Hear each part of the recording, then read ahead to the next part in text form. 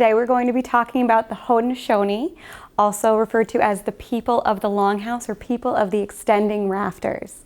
The Haudenosaunee Confederacy is made up of 6 unique nations: the Mohawk, Oneida, Onondaga, Seneca, Cayuga, and Tuscarora.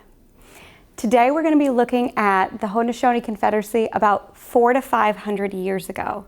Now, the Confederacy is still active today in 2020, but we're going to be focusing on the history of the Haudenosaunee right around the time of contact and just before the time of European settler states coming in. We have many forms of evidence when we're talking about the Haudenosaunee, one of which is the work that our archaeologists here at the New York State Museum do.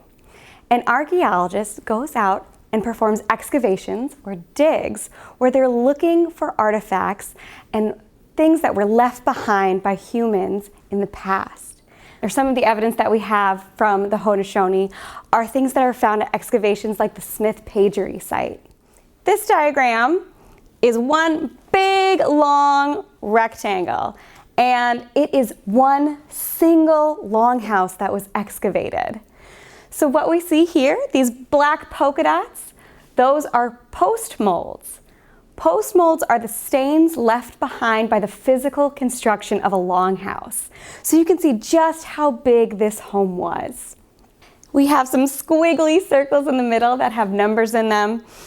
Those represent storage pits.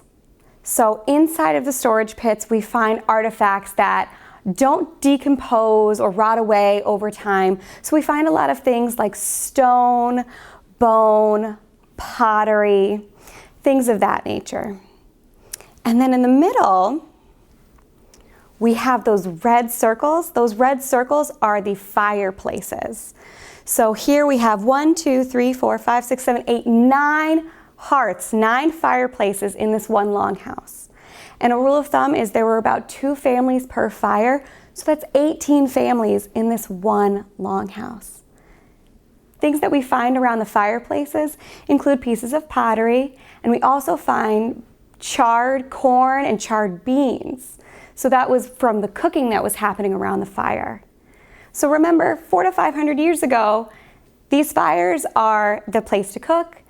It's providing a light source and heat for your family.